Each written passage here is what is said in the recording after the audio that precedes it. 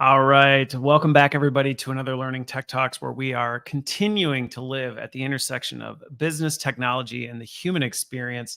I am back after a much needed break. So, for those of you who were celebrating Thanksgiving, I hope you had a great Thanksgiving. It was nice to be off for a bit, but also looking forward to getting back. And we're coming back strong today. We are going to be talking about really some of the practical implications of where AI is starting to transform work. And for those of you, just a quick update for those of you who aren't subscribed to the Substack, if you do not catch the full conversation and you want to catch the sound bites or the biggest highlights, make sure you're subscribed to that so you can catch those afterwards. But today, the long form conversation is I'm having this with Josh Penner. And he is riding both sides of the fence in that he's running a technology company focused on AI while at the same time running a team of 50 and navigating what it looks like for work to change as well. So, Josh, thanks so much for joining me. Thanks, Chris. Happy Thanksgiving late, and happy to be here. Yeah, happy late Thanksgiving. And I forget, where are you located? With the Pacific Northwest. The further away you get from Seattle, the more you just say Seattle. But let's just say Seattle. So, unrelated to our topic, it reminds me a little bit of when I lived in the Chicago area. I say Chicago area because to anybody who was in Chicago, when I told them what suburb I lived in, they're like, you don't live in Chicago. That is not Chicago whatsoever.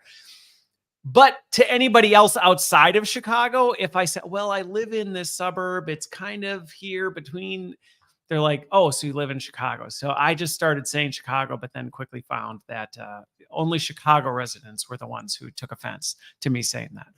That's fair. You know, it is relevant to this conversation to say the exact city I live in, but of course, most people aren't going to know where it is. Most people in Washington State don't know where it is, but I'm from the city of Ording, which I'm the mayor of, which is part of this conversation, I'm sure. Yeah. And where's Ording? If you're in Washington State, you see Mount Rainier, if you could see the picture behind me. And so even though it's a virtual background, it's a legit virtual background of where you physically are located? Well, more or less. Anywhere between you and Mount Rainier is where Ording is, pretty much. So you fly into Seattle, you see Mount Rainier, and you look in Mount Rainier, you're seeing Ording, like mayor of the mountain. You can just call me, like that's where I am. Okay, I got it. All right, so mayor you're dual rolling this. So why don't you give me a little bit of background in this, because you've got this technology. Well, tell me a little bit about the company, but then also, like you said, you're also the mayor of your town, which I have to imagine that's straddling two sizable responsibilities. It is, and it's important those responsibilities stay separated. But I'd say I know about the problem because of being the mayor, and I'm trying to solve it by being the CEO of this company. And so I'm the mayor of Ording. I'm also CEO of Inquisio AI. And what I know from being mayor is that information management in public agencies, municipalities, particularly cities, counties, school districts, fire districts, and such, is an absolute mess. And it costs us billions of dollars a year across the United States, just not being able to access information timely. And it's a big frustration point for our constituents. And no one is really solving this problem. And it seems amazing that no one is, but you start thinking about government, the terms you don't think about with government are innovation. And yeah, those aren't normally two things that people synonymously put in a sentence. Exactly. And that means that the things that in your private business you might come to expect, say a co-pilot with your Outlook or something like that coming out, you're not going to really see the public sector grab onto that very quick. It took the public sector till easily the mid 2000s or maybe 2010 to make websites pretty standard for these agencies. So they were 10 years behind the curve on that. So the change curve is a little bit significantly lacking, or at least you're just behind the curve a little bit more in the public sector. Yeah, I make a statement. I don't know. It's a truthy statement, at least, that governments, particularly cities and counties, are risk mitigation factories. Like, they exist to identify the least risky path and try to pursue it. And to do that, You typically have shared accountability, a very long process where you analyze, observe, do reports. It's expensive, but it's not as expensive as making mistakes. Like if you've Okay. got your own personal risk tolerance, imagine your government's risk tolerance is 1,000 times less. Yeah. Well, and I think it goes back to one of those things where it's just a different approach to running things, and that, Mhm. high risk people with a high risk tolerance may spend less on overhead, process, things like that. But then those unexpected costs that can come when risk hits can be exponential versus, hey, like, let's mitigate any risk. I mean, I came from pharma, which is, again, I spent a good chunk of time there, low risk tolerance. There's high reward in some regards, but there's also a very low risk tolerance around certain things because the costs can be extremely high if you get it wrong. Yeah, well, I Now, mean, you see a relationship between that and the cost of doing business often. right. Right. Now, my question to you is this: did you start with the, kind of interest in politics and getting it to that local politics first, and then the company followed when you got in and went, wow, I see so much opportunity? Or was it the other way around? Did you get into the tech side of things and look at, hey, how can we optimize this? And then took that, which came first, chicken or the egg? Yeah, that's a chicken and egg statement. Like I've always been interested in technology, and I've been a solopreneur for yeah most of my professional life, in one form or another, doing tech based work or marketing, but with a tech angle, that sort of thing. Okay. Um, this particular problem, that we're solving with Inquisio is this is 14 years after I've been elected, right? So Okay. the company in relationship to my experience in government is very new. Okay. Where I think we're just over a year old at this point. Okay. Okay. Got it. Well, because that's what I was going to ask. So you've been mayor for 14 years, you said?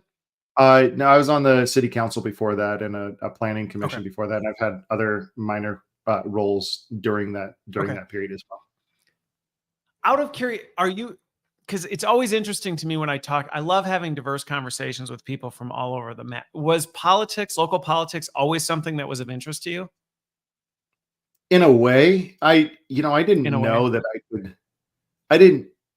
I certainly had no personal vision of myself as being a council member or mayor or knowing what these things were. Like I think I fundamentally knew from a civics perspective what they were, but Okay. um, I'd always been interested in how people interact.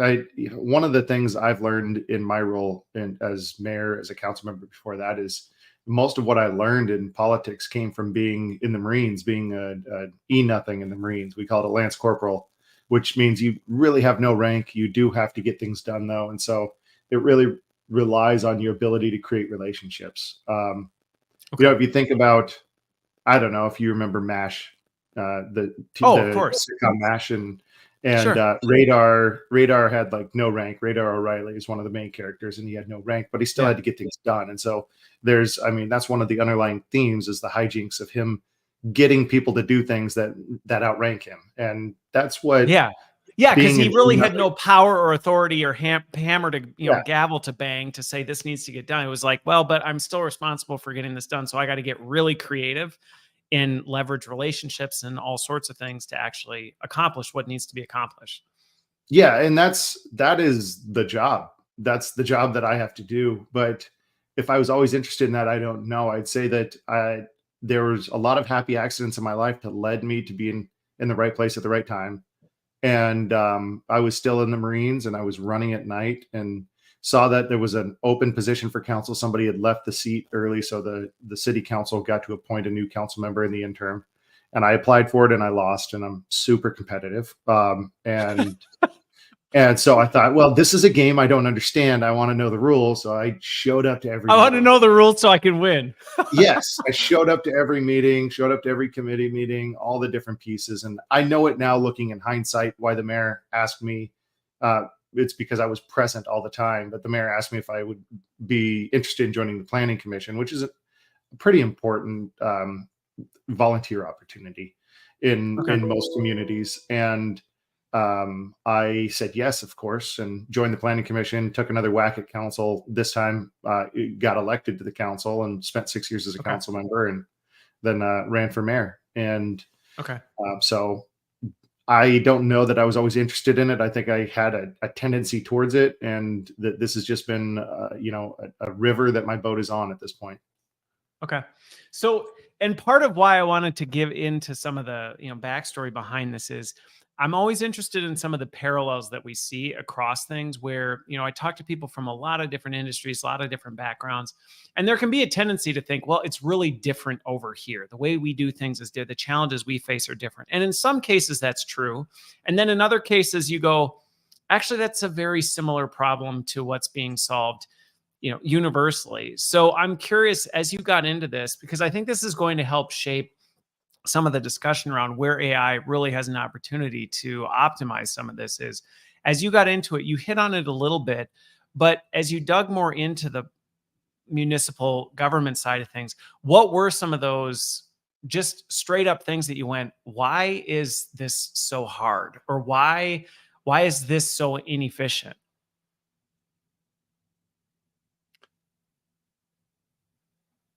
You know, one of the things that has been a learning experience for me, and we touched on it just briefly a bit ago about risk mitigation, is that much of the time our actions in government are centered around taking the least risky of two paths that have some Okay. inherent risk in it, or two, three, four paths. But you try to whittle down the number of paths you can take and try to find the least risky path. But at the end of the day, you may get sued. At the end of the day, you may, something may not work out. Some assumption may be extraordinarily wrong. And so a lot of the work that you do is about value proposition of how much do you expend to try to identify that least risky path.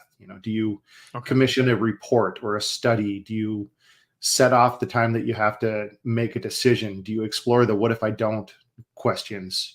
At some point somebody has to make a decision, and you've got to move forward, but when do you have to do it? And I think for me, the aha moments really centered around why are we doing this way, and are we really thinking about it in net present value perspective? If we're going to commission this report and it's going to cost $100,000, is our risk profile of this decision more than $100,000? Something like that. Right. So, yeah, I think those are the things that really got me thinking about why do we do things this way, and are there better ways to do it? And I think everybody goes into public service charging ahead. They put it in their voter profile, I'm going to change everything. And then you see it most of the time, they're not able to change anything, because reasonable, smart people before them also tried to change it or establish the Had system. similar, right? It's not like nobody ever thought Yeah. about these same challenges and wanted to fix them. I think that's one of the things that surprises me is that, and the system itself, it kind of tempers people. They go in Yeah. charging ahead. They don't realize they need to build a coalition of support, and then they're just one person on an island. They take two or three whacks by themselves and realize they're not moving forward. And then by the end of their term, they're typically just, marking time.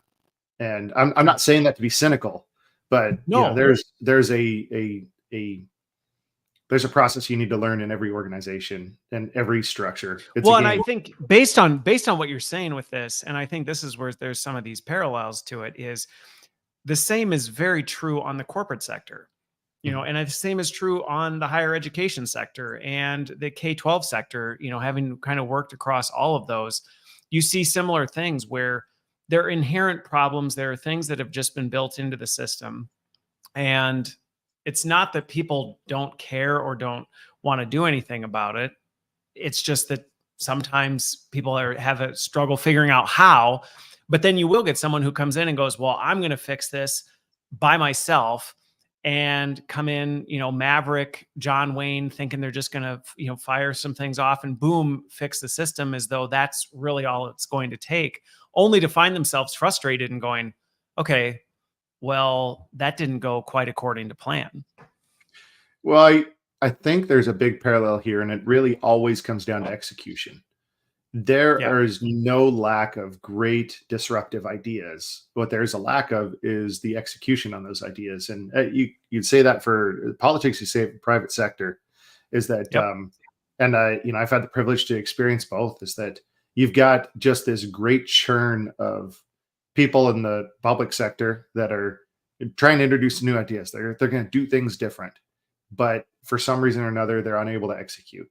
But private sector too, you see the churn of companies come and go, and some of them catch hold and they change the world.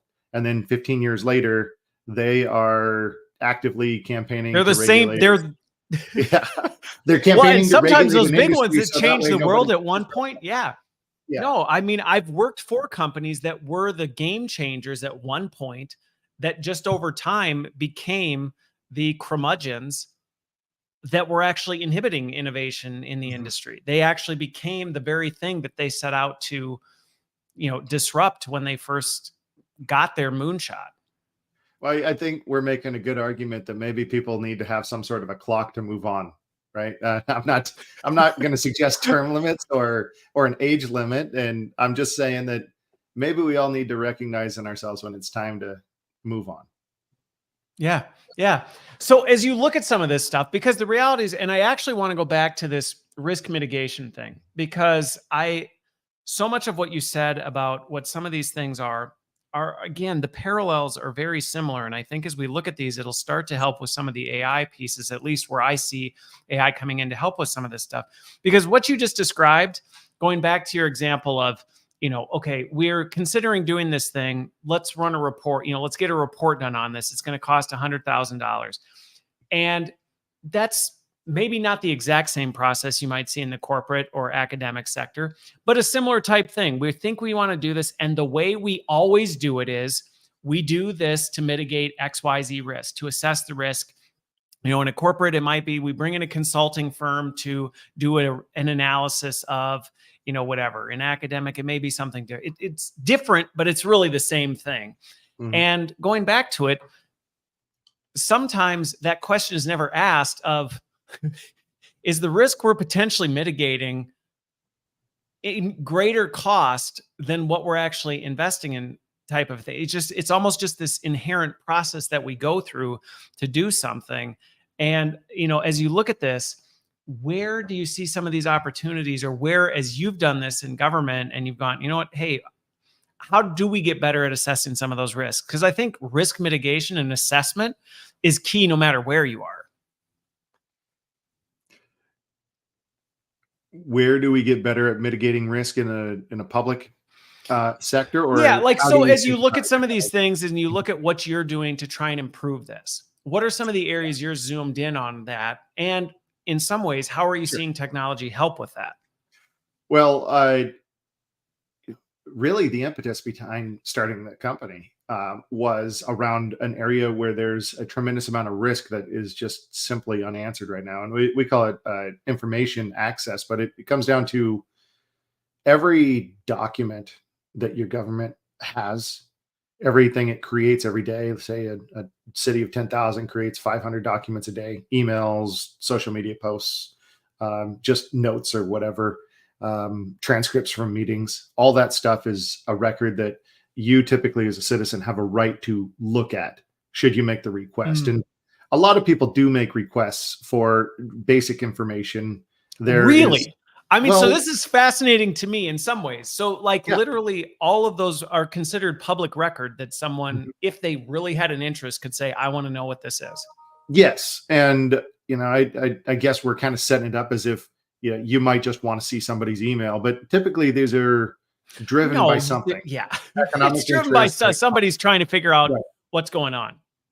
Yeah, for some reason, and usually it's not antagonistic, but No. um, there is a big risk factor for these public agencies in not producing it, especially municipal agencies like cities, counties, school districts, and such. There's typically pretty hefty fines for failure to produce those records in a timely manner. City of, or no, it was Pierce County in Washington, just settled a $250,000, settled for $250,000 on just some basic information. City of Okay. Tacoma, $5 million because they didn't realize that a records request had come in. And you add this up and you're looking at $500 million a year across the US just in fines for failure to produce these records. And then, that's on top of the $5 to $6 billion a year that we spend as cities staffing up to find these records. And Okay. you just keep adding the B's, the billions, the billions, the billions. And this is an incredibly expensive problem that has a failure rate of 10%. And you wouldn't accept a 10% failure rate in anything. Why would you accept it for your government? And still nothing's being solved here. There has to be a better way to Okay. access information and provide it for the public. And if you're able to create a window into this information that people can access and understand and find what they're looking for, you're de-risking the 90,000 agencies across the US that are required to produce these records, right? You're creating Okay. massive de-risking in that environment. Okay. So let me break this down and then we'll unpack this, because I think to me, this is part of, my goal in some of these future episodes that I have, including this one, to kind of help people see how you can deconstruct this stuff and reconstruct it in different ways. So if I'm understanding the problem statement correctly, similar challenges to in a corporate sector, but different in that, so anything created on a municipal government level or on a government level is technically public record, which makes sense. So let's say there's a zoning meeting about something and somebody's impacted by how new zoning laws are put in place. And they say, hey, I want to see the records for what this was so that I can better understand how this decision was made and what was discussed. Something like that. Like you said, it's not somebody going, I want to see Josh's email type of a thing, antagonistic. It's somebody who legitimately they're looking at building new commercial property. They want to see what the new zoning laws are, and they want to see how did we come to the conclusion on how we decided this type of a thing. So they put in a request, and there's an obligation as part of the municipal government to say, you need to be able to provide that, or there are consequences to that just based on how things are structured. And I can imagine that is massively time intensive and resource intensive, not only to create all of the records for literally everything you do, but then also the channels and the pathways for optimization of, well, how does that request come in? How do we make sure someone is there to get the request, process the request, then have to go find the information from wherever it is managed, then make sure that information gets back and the loop is closed? Is that a fair, at least to some degree, summary of the problem statement? Yeah, I think that's a great summary. I would add that in any similar organization to the ones that we're talking about, you're going to see at least 10% of the staff is just dedicated to this records problem, and probably Okay. 20% of all staff time expended. So it's an amazing amount of effort. So it's a To large do what amount you of human resources and just talked time and capital spent on people there to be available to find this stuff. about. Oh, absolutely. And Okay. that's the internal cost. Every opportunity cost that your government takes also has a personal cost to the constituents, Okay. and opportunity lost as well. Well, and I'm guessing, just based on our conversation so far, from a government standpoint, given low risk tolerance is a theme, the threshold, because in an organization that has a higher risk tolerance, they may then staff and resource it based on kind of the minimum, a very aggressive approach to how many people do we really need. And they might take a minimum viable approach. Mm. Government's probably not going to take that approach because that introduces too much risk. Is that fair? Because it'd be like, well, a corporation may go, we only need one person because chances are we're only going to deal with this. A government may say, I don't know that we want to run that thin, because if we get overburdened, the risk to our organization, if we don't have enough people resource to do this, is greater than it may be to a different organization. But it's like water forming to the container, or liquid forming to the container it sits within. Is that Okay. you've got the different 50 different states have 50 different sets of regulations, and how long you can take to prolong something out, and how you can delay it. And so I think an agency is going to staff the amount that they need to fit within those laws. And so if the laws say that you can delay something for up to 2 years if you give them reasons, then you're going to have Okay. enough staff to get people things within 2 years. And Okay. So you're um, baselining yeah, and doing workforce planning, just like any company, where you go, well, what is the time frame by which we have to do this? What's the volume of requests? What kind of resources might we need to be able to accommodate that?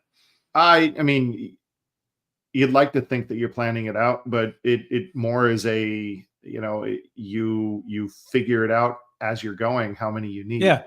Yeah. Okay. Okay. Got it. Got it. Well, and I mean, I think about this going back to, it's interesting. It brought me back to some of my days in pharma where I remember when the FDA would show up at, the facility and go, we're doing an FDA audit and we need to find, and literally there were people whose full-time jobs were to do nothing but be at the ready. So if FDA showed up, you're there to pull documents, pull people, schedule meetings, coordinate all these things. And it was a massive time suck. And again, there were Yeah. people who were dedicated to nothing more than just that. So we're talking about that on an even larger scale. Yeah. Well, I can't talk about how big pharma is, but I can say it's the largest problem, I think, in local government across Okay. the U.S. Okay. So then as you look at that, because I'm thinking about this, so you look at what you're doing with your company on the outside. To me, this just seems like ripe for technology to help, but I'm sure I'm sure you're also dealing with, and you've got this risk tolerance of, well, how much do we adopt new technology to solve some of these problems? So where are you looking at that now and going, how can we use technology to help with that? Because you're talking about, changing workflows, changing processes, changing the way people's jobs are structured. Absolutely. We are trying to frame this, and the opportunity cost framework is that, would you rather have 10% of your staff chasing down records, or would you rather have them doing a higher quality work that you hired them for, and maybe be able to utilize some of that for additional, co-responders or police officers or parks people, whatever it is your vision entails. It probably doesn't entail people looking for records. Yeah. Um, but yeah, and those people are incredibly important, but like, we don't have rooms of calculators either anymore, because we have the ability to have calculators. And so there is a time and point where emerging technology is going to change how we're doing work in government. I think that we need to embrace certain emerging technology faster, because the risks are coming at us much faster than previous evolutions of technology. The risk of mail fraud to mail is just like, you might lose $5. The risk of spam to email is, you might lose a couple $1,000s, or somebody might get a password, and that could be detrimental. It's not world changing, but the risk of not adopting something in the emerging AI era that is roughly equivalent to what nefarious actors would use is catastrophic for organizations and probably for societies. And so I think that we in the public sector, the people that we're trying to build these relationships with, to upscale their ability to integrate this new technology much faster than they previously have, it is a survival situation that they don't realize is coming their way. Yeah. So, Well, and I'm curious how that's being received as you push some of this, because again, this is not a problem unique to the public sector. mhm. In terms of the number of conversations I've had over the last 12, 18 months, specifically just on this. I mean, AI has been coming and there have been disruptive changes happening for a long time. But I would say the last 12 months have probably been more intense than they have in quite a while, in terms of people legitimately going, fundamentally, my job is either they're viewing it as completely at risk or it's significantly at risk for disruption. I just quoted, I was just reading some research by LinkedIn about, how much generative AI is going to disrupt people's work. And I think that it was saying only 45% of people's skills are insulated from disruption to this. And I actually think that's a pretty conservative. I think that's a very conservative number. I would actually say I think it's much higher than that in terms of that. So as obviously you're, as the founder of this company, probably more bleeding edge than maybe other folks in the public sector. How's that being received by the people that you work with, where you start talking about, the implementation and the use of technology to potentially automate or eliminate work that people are doing today.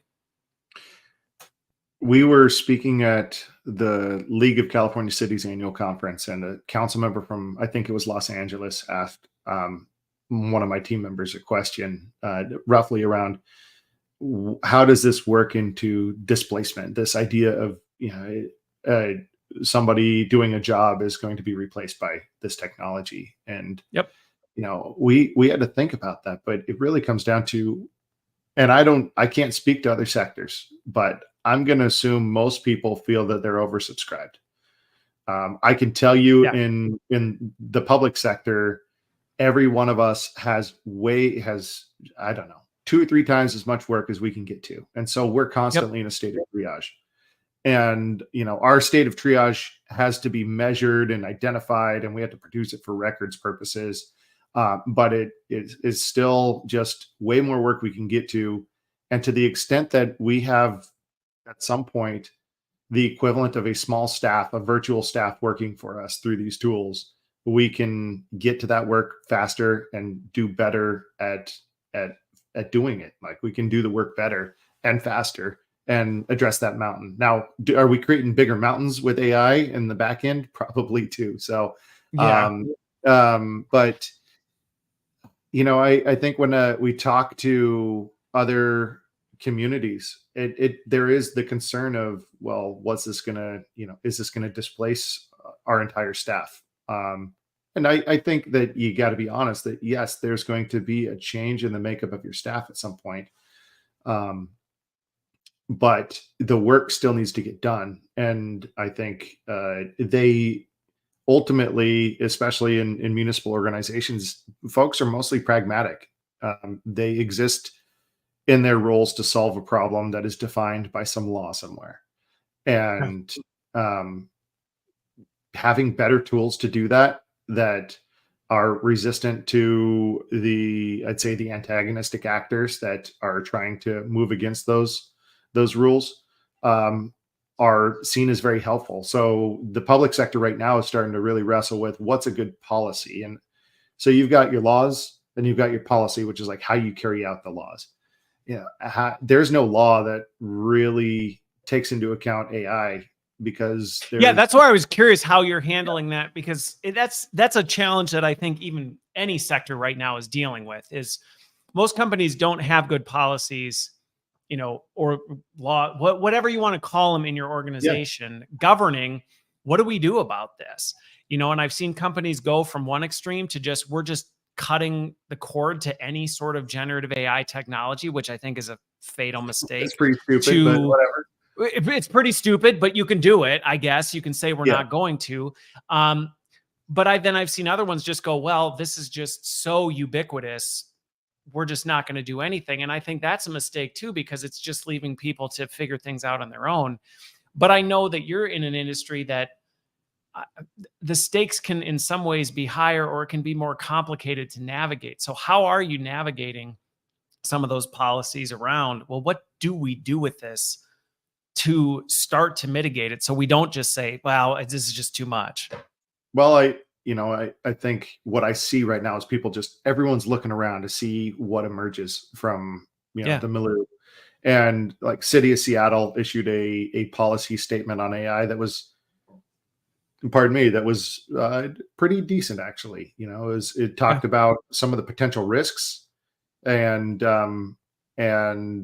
a process for implementing new tools in the organization, and how they have to go through the organization's rules or processes, even if you buy like a $5 add-on to your browser, that sort of thing.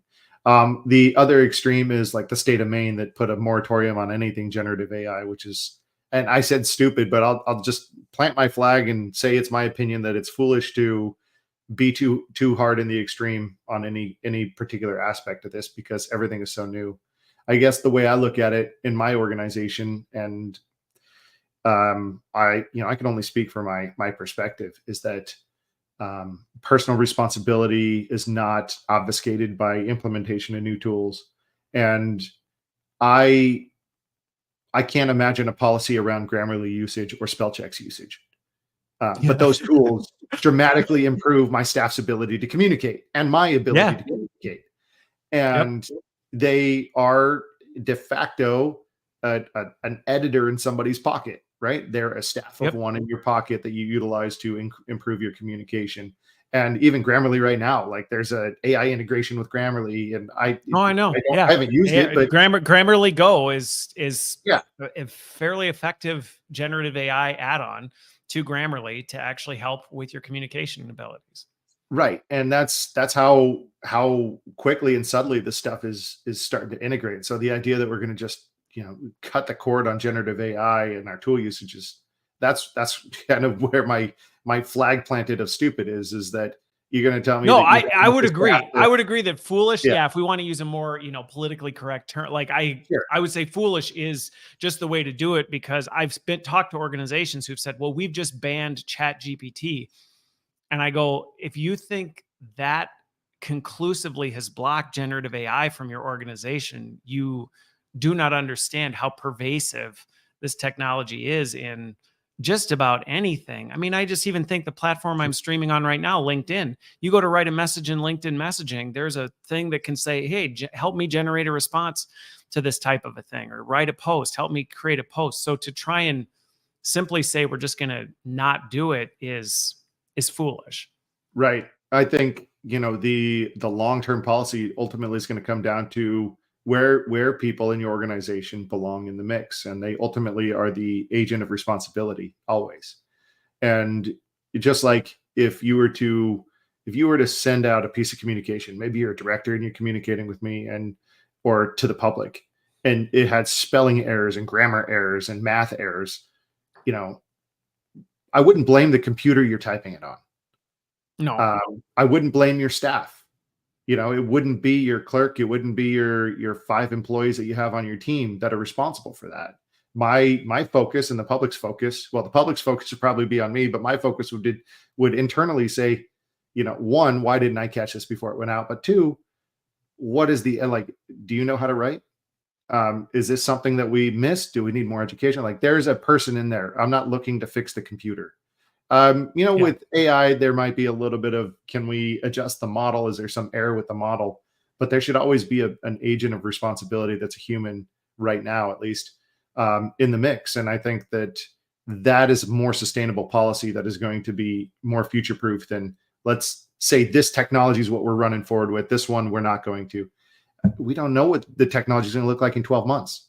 This is faster than no. And if the last 12 months have been any indication of what things are going to look like, it's impossible. I was asked the other day on a panel, where do you think we'll be in 6 months? And I'm like, I've got some reasonable predictions based on what I'm seeing and what I'm interacting with. But to be quite honest, if you'd asked me at the end of 2022, if I thought we'd be where we are today, I would have had no inclination that it was going to move as fast as it did. So any prediction right now is limited at best.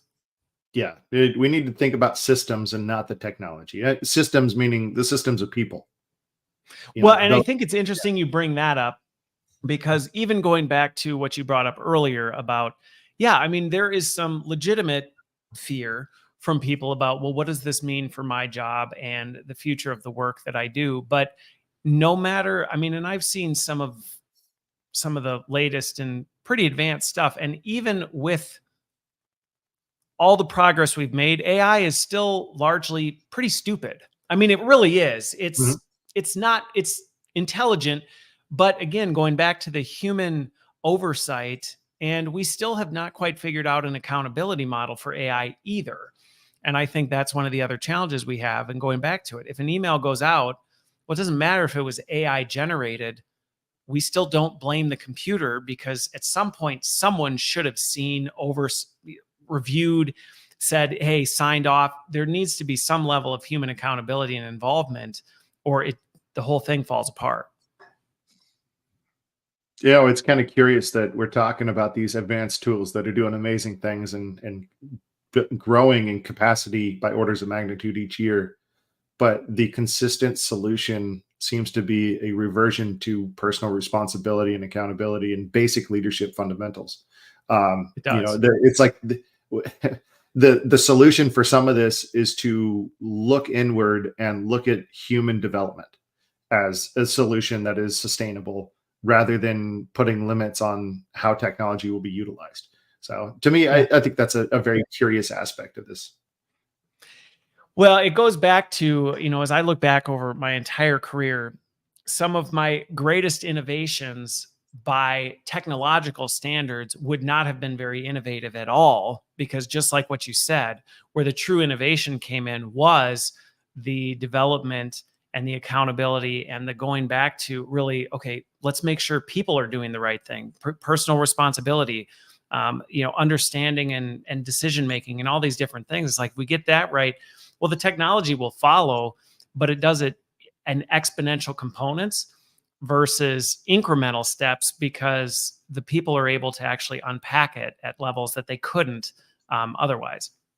Yeah, it, these are symbiotic relationships. A company is a symbiotic relationship with whatever the technology it's building, and people in that company exist to move it forward, as well as the tools that the company uses exist to move it forward. But same with governments. I mean, heck, that's what a family is to some degree. Yeah. There's a purpose behind all these systems, and there's a symbiotic relationship between the people and the systems and whatever tools they implement. And I don't think that perhaps there's an AI that's able to build a company in the next 5 years. Um, I'm curious how that works. An AI that builds a company that requires human interaction. I don't know. I mean, that's the bleeding edge of things. Is can you create a whole economy of non-human tools? Can tools sell to tools and create structures around the way the tools communicate with each other? I don't know. Probably at I some think the point. challenge with it is, and I've talked to some of these folks who are on the edge of this stuff, and the challenge they continue to run into with going too far with it is, one, the data continues to show people plus artificial intelligence consistently outperforms Mhm. people or artificial intelligence by itself. Oh yeah. Consistently outperforms it. It just, there's no data that shows otherwise. So they run into that challenge. But then on top of it, nothing is in isolation.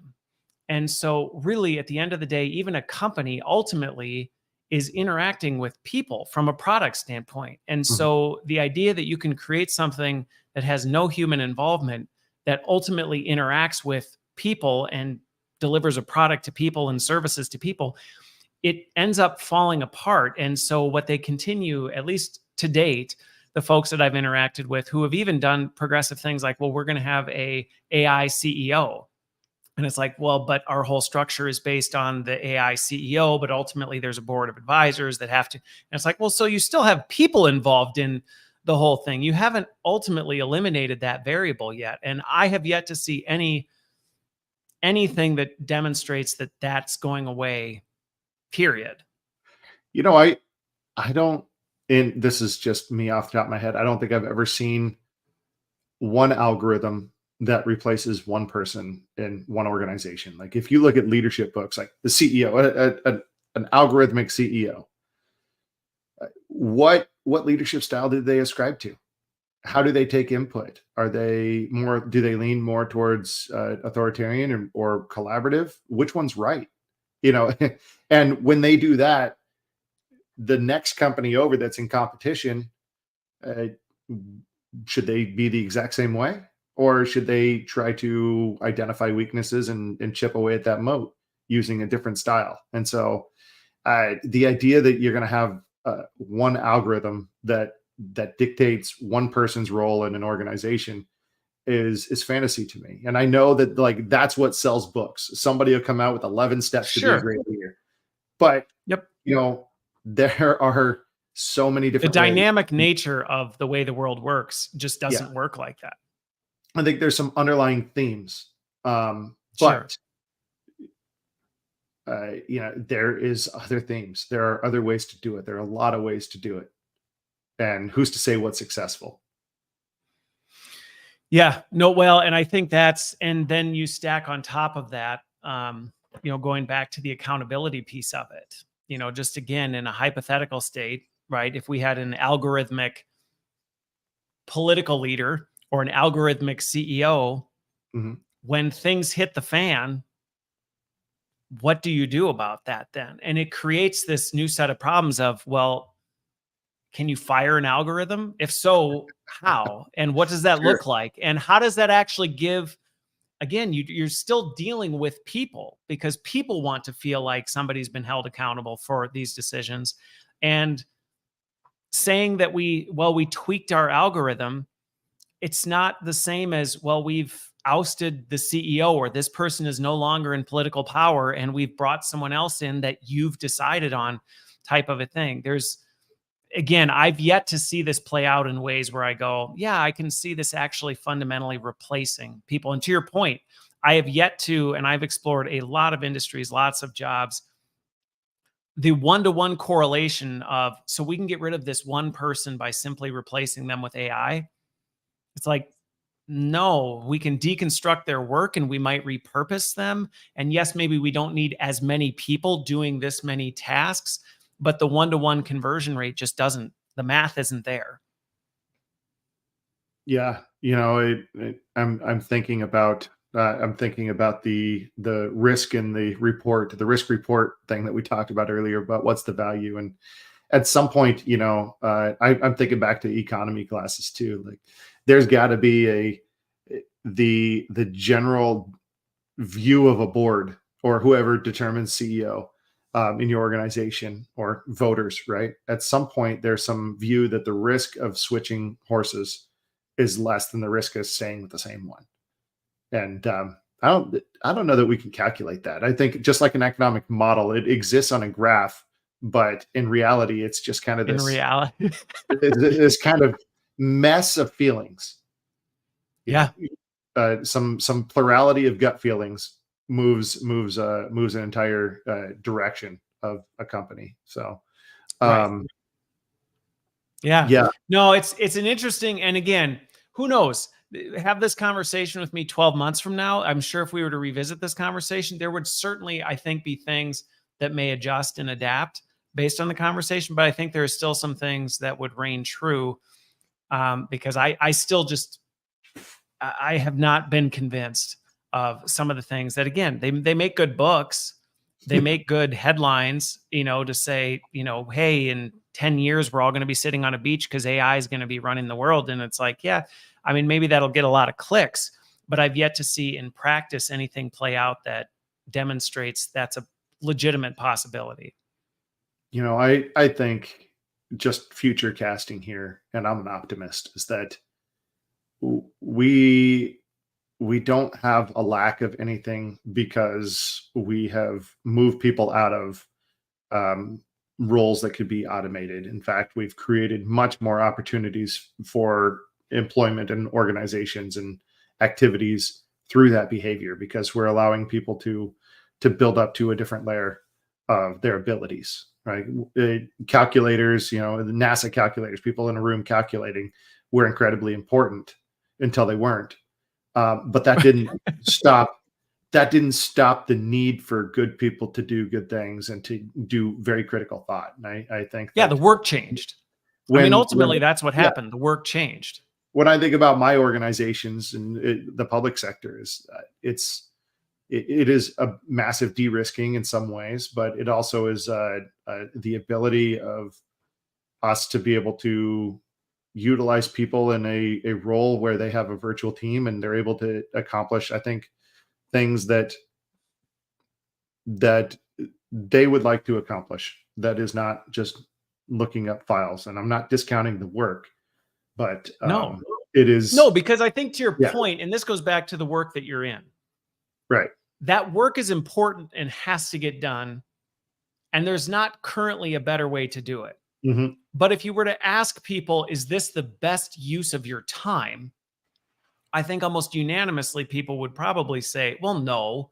I mean, there are better things. Again, even going back to what you said earlier, it's not like anybody's sitting around going, if I didn't have this to do, there'd be nothing else to do. It's just a matter of, I have to get this work done. And because of that, there are other things I could get to, but I can't because of that. And so I think, even just listening to some of the things you've described, it's rings true to a lot of the other things I see, where it's like, yeah, AI may be a great assistant to help public sectors in government automate and streamline a lot of that, go out, find this information so that people's time is spent more on, hey, making sure that we're getting the right information to the right people. Did they get what they needed? All of this, we speed that time up. We're able to provide a higher level of service and quality, but it's not necessarily saying, well, now we don't need anybody because we just have an AI mayor who runs an AI staff, and that's how our governments run. Man, an AI mayor could be an interesting thing one day. An AI politician. I don't imagine people would trust them any less. So, yeah, that's it. Who knows? Like if you were that connected with technology, maybe there's some way to have pure democracy. Whether that's a good or bad thing is up for debate. But yeah, no, I think the theme here that's important is that you're not going to separate the two. Like you're not going to put the genie back in the bottle with AI. No. And AI is not going to be functional at replacing people entirely in organizations. And the best organizations are going to be those that utilize AI with great human talent in a symbiotic way. Just like a human punching a nail with their hand is not going to be as effective as a human hitting a nail with a hammer. Yep. It's just using a different tool to continue to advance what it is you're trying to do better. Right. Well, and when we came out with power tools, construction workers weren't out of work. They just changed the way they did their work because there were power tools now that made things move quicker. So where are you on that journey now as you look at, I mean, obviously you've got your company, but as you look at the work you're doing in the public government sector, where are you on that journey now? Because as I continue to talk to people, they're in different stages of this. Which journey? The journey of kind of starting to explore and incorporate artificial intelligence into the work. Oh man. Through the company, I hope that we are rapidly innovating and ahead of the adoption curve. I believe we are. We connect with a lot of communities, and the ones that have been to the workshops I presented or something like that, they've implemented some sort of a committee to look at AI use cases. But those I think are the leading edge communities. And in my city, we don't have AI as a dedicated process for anything. I utilize it personally for things that will save me, 5 or 10 hours here or there. And I know some members of my staff are kind of forward leaning in technology and are certainly toying around with how to implement it. There is no outside software that is dedicated for government that has fully integrated AI in any functional way yet. But hopefully I know a guy who's putting that together. But so I think right now we're still poking at the edges and really just reiterating again, the human piece of this is that should you implement this or should you utilize it, it is still your product. And that's internally how we've approached it, is just reiterating that ultimately, if you're the police chief, you're responsible for the things that come out of your department. If you're, the finance director, again, if you utilize this heavily, that's fine, but you still have to have an understanding of how it's being utilized. Yeah. Well, it's interesting you say that because there is this individual component to it, and then there's this collective organizational component to it. And, while you said that different industries are in different spaces, based on what you shared, seems to mirror a lot of what I'm seeing with a lot of different organizations I work with from all different sectors and all different industries, which is we're in this stage where a lot of people are experimenting with it on an individual level. They're figuring out, hey, this is where it really helps me with some of the work that I'm doing, type of a thing. The broader, more organizational, broad brush, like here's where it's affecting, universal policy or universal process in an organization, it's far more limited. And in many ways, I continue to see it almost being more effective, at least today, as an individual augment to an individual. Like it's almost an augmentation to the individual as they figure out like these tools really help me with these kinds of tasks, because a lot of the work that happens right now is still largely happening through people. And so they really are the ones that know, well, this is what I typically do, and here's where AI can do that. And because work is often very dynamic, I haven't run into a lot of organizations that have almost universally said, here's where we've used AI to streamline this, and this is the platform we have that has automated all of these different things. It's still very early stage for, I think, a lot of people right now, despite the fact that we've seen AI mature so quickly over the last 12 months. Oh, indeed. So there was a period of time where job postings would require that you knew Microsoft Word, Microsoft Excel. And I think that those job postings largely don't exist anymore. Like, it's just kind of assumed that if you're in this environment, you know that technology. You know how to use Office tools. Right. And so there was a period of time where that wasn't, in 1980, you didn't have a job posting, or 1990, you didn't have a job posting that said you need to know Microsoft Word. Probably there for 10, 15 years between 95 and 2010, job postings, resumes would require those skills. Now it's kind of assumed. I don't think we've reached the point where job postings require AI skills. And some point here in the next couple of years, that is going to be, you'll need it on your resume. At some point, a couple of years after that, is just going to be assumed that you know how to do it. And so right now, it hasn't even hit our job postings yet. So how are we doing as an organization? We're aware, poking around, people are playing with it, but there's been no systemic integration of AI in really any organization I know about that's not an AI company. Yeah. Yeah. Well, and it's funny you say that, because it's going to be interesting to watch how this happens. But I would agree with you that that's probably where we're going to start to see this stuff start to integrate first is, as part of people's jobs, there will just become this rising expectation that, we may not have a system or a process that we specifically explicitly say, here's where we do it. But we do have an underlying assumption that for you to get this job, you should be familiar with generative AI tools.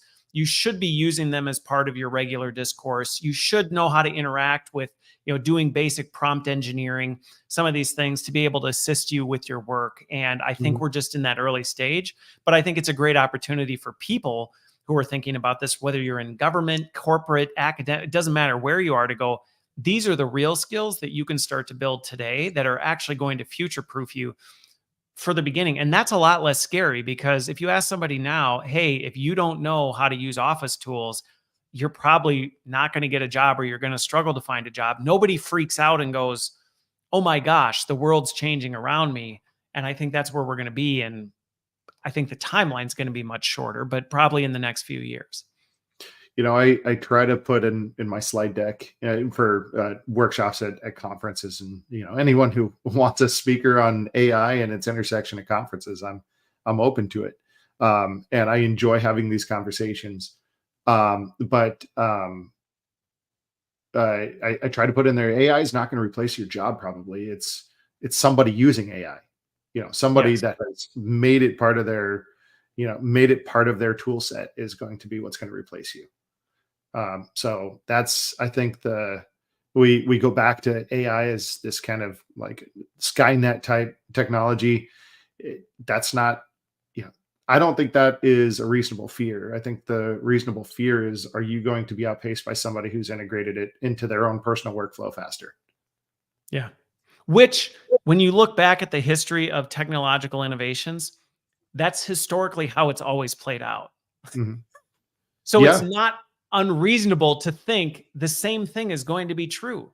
I mean, back in finance, the people who were learning Excel, instead of using their, ledger books, the first people to start doing that were the people in finance who were most marketable as things changed, because they knew how to be more efficient and more effective. They were able to do these things. And, it just was one of those same things. That seems to be the overall trend that I'm seeing, regardless of industry and sector that people are in right now. Well, that's the engine of any economy, is value, the value proposition, and demand for that value proposition. And people are still the most important commodity in any organization. I wouldn't even classify people as a commodity in most cases, right? Like, people are the most important aspect of any organization. And we are, I think talking about decommoditizing some people and turning them into, a very valuable tool that's up leveled through connection with these tools. Yeah, I actually think based on my assessment of things, the more AI continues to rise, the more valuable people will become because of the unique value proposition they will bring to the organization as AI automates some of these things that there's a lot of non-value add activity that people are doing in any organization. I mean, you described some of the stuff happening in government. I can tell you from Mhm. academic and corporate sectors, there's a lot of stuff intertwined with work that is just non-value add, and AI taking that out actually increases the value proposition of the work that's still being done by people. Okay. Yeah. Well, like I said, maybe we'll have to revisit this conversation in 12 months and see if our minds have been radically changed. I don't think they will, but it's going to be interesting to see. And I think it's awesome that you're looking at how technology can optimize and streamline. Like you said, you made it as a joke in the beginning, but government is not necessarily known for innovation and optimization like that. And I think the fact that you're leaning in on that is fantastic. So keep up the awesome work. Well, thank you. In 12 months, you can talk to the algorithmic mayor and let me know how it Yeah. goes. I'll do a podcast with the algorithmic mayor of your city. So, well, Josh, thank you. Go ahead. Go for it. No, I was what going were to you gonna say? there's this, so my company's part of Techstars, if you're familiar with it, but it's a Yep. cohort of companies that one of them is really advanced with AI voice generation. Okay. And I think their name is Talk It right now. Um, and they took audio of me in a meeting, and I just gave them audio of me, and then I gave them a script. And so I try to terrify cities with, like, imagine your mayor leaves this voice message on your answering machine and asks you to do these things. This isn't just go get me a gift card. This is their voice asking you a question. And so, you know, uh, already some tools can mimic my voice and my own unique phrasing of words and how I speak. All you need is a script. Yeah. And so maybe you can have an interview with an algorithmic me here in 12 months. I wouldn't put it outside of the realm of reality. The thing with it is I wouldn't put it outside the realm of possibility. In fact, I've got someone who I've got a plan to actually have a three-way conversation with two of us and an AI bot. But the thing with it is my interactions continue to be they are far less interesting than people. And it's Yeah. really only when people are behind the curtains pulling the strings that it's actually interesting to see what happens. So it's a unique and distinct future we have ahead of us, but I'm looking forward to it. I'm neither optimistic nor pessimistic about it. I'm just more we're going to see some not Let's so see. great things and we're going Let's to see watch. some amazing things. It's going to Indeed. be both. All right. Well, Yeah. Josh, thank you so much for the time and for joining me. Thanks everybody for watching and listening. And yeah, I hope you have a great rest of your week. We will be back next week. Thank you, sir.